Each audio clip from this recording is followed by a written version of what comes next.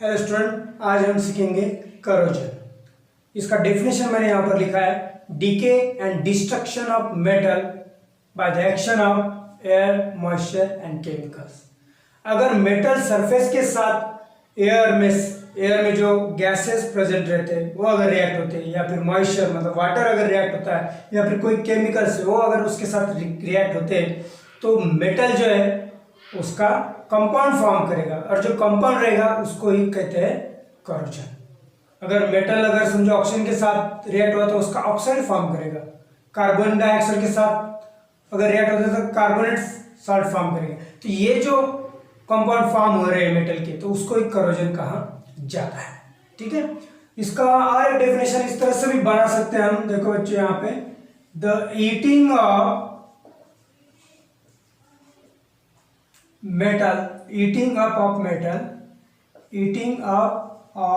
metals by the action of air, moisture and chemicals। इस तरह से हम इसको लिख सकते हैं। तो एग्जाम्पल के तौर पर हम यहाँ पे देखेंगे कि करोजन ऑफ आयरन का देखेंगे, देन कॉपर का, सिल्वर एंड एल्यूमिनियम। ये चार एग्जाम्पल हम यहाँ पर सीखेंगे। तो सबसे पहले देखते हैं कि करोजन ऑफ आयरन। इसका फार्मूला है Fe। ओके, तो ये जो करोजन ऑफ आयरन जब होता है उसको कहा जाता है रस्टिंग। क्या कहा जाता है? Rusting.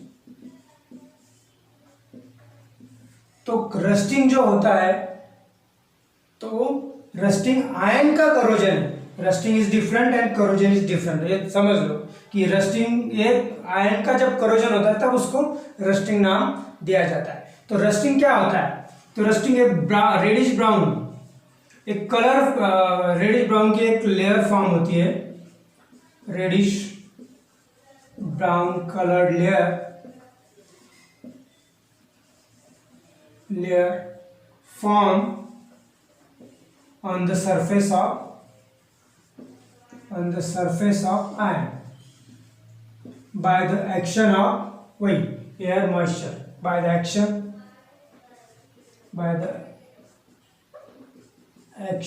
of air and moisture। दो ही बातें यहाँ पे याद रखेंगे, यहाँ पे केमिकल नहीं होता। तो एयर में जो ऑक्सीजन रहता है उसके साथ एंड वाटर के साथ वो रिएक्ट होता है, और रस्टिंग, वो जो आयरन है उसका रस्ट वहां पे फॉर्म हो जाता है। तो ये जो रस्ट जो रहता है बच्चों, इसका फार्मूला है Fe2O3.XH2O। ये फार्मूला अच्छी तरह से याद रखें। वेरस ऑक्साइड है, नंबर ऑफ हाइड्रेटेड, बराबर। तो हाइड्रेटेड विथ वाटर मॉलिक्यूल। तो ये जो है फार्मूला याद रखना बहुत जरूरी है, क्योंकि एग्जाम में एक दो बार से पूछा गया था, तो हो सकता है आगे भी पूछे। ठीक है, तो फेरस ऑक्साइड जो है, इसके बारे में और एक इम्पोर्टेंट बात है जो कि आपके बुक में एक एक्टिविटी दी है, जिसमें दिखाया गया है कि अगर आयरन ओनली ऑक्सीजन के साथ अगर रिएक्ट होता है तो वो करोड नहीं होता है, उसका वहां पे रस्ट फॉर्म नहीं होती है।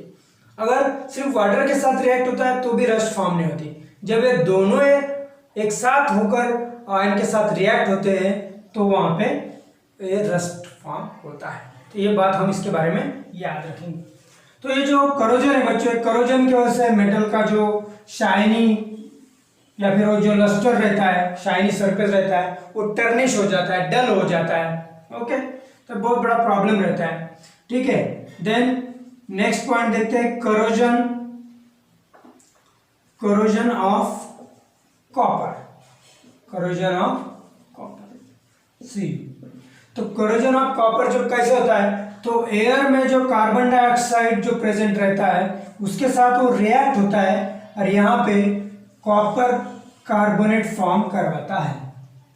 कॉपर कार्बोनेट, जो जिस तरह से iron oxide reddish brown colour का रहता है, तो ये कॉपर कार्बोनेट है, ग्रीन कलर का रहता है।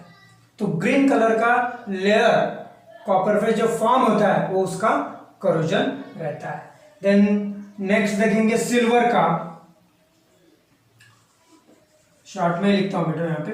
तो सिल्वर जो है वो करोजन उसका क्यों होता है, तो एयर में H2S हाइड्रोजन सल्फाइड नाम का गैस प्रेजेंट रहता है, तो इसके साथ रिएक्ट होके ये सिल्वर सल्फाइड ये कंपाउंड वहां पे फॉर्म करवाता है, जिसके वजह से हमें हमारा जो सिल्वर ऑर्नामेंट्स है वो ब्लैकिश दिखते हैं, क्योंकि इसका भी कलर ब्लैक रहता है।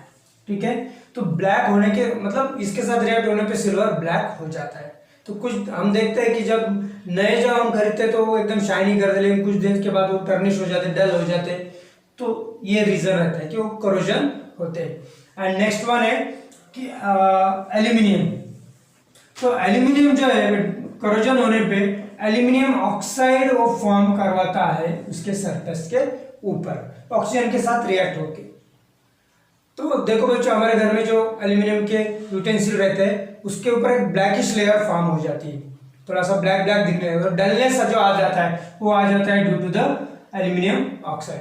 तो आप सोचेंगे कि जिस तरह से आयरन अगर करोड़ हो गया तो डिके हो जाता है, डिस्ट्रक्शन हो जाता है उसका, लेकिन ये हम तो बहुत सालों से यूज करते, फिर इसका डिके एंड डिस्ट्रक्शन क्यों नहीं होता? तो ये बात याद रखना, एक एल्यूमिनियम ऑक्साइड की एक थीन लेयर वो अपने सरफेस पे फॉर्म करवाता है।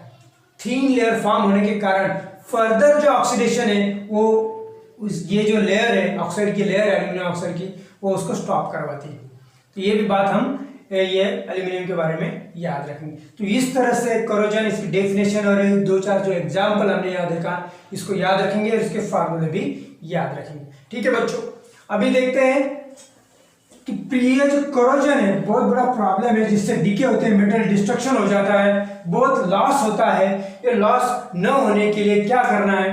तो देखो बच्चों, यहाँ पे प्रिवेंशन हम देखेंगे। हाँ, तो यहाँ पे हम क्या देखेंगे? प्रिवेंशन।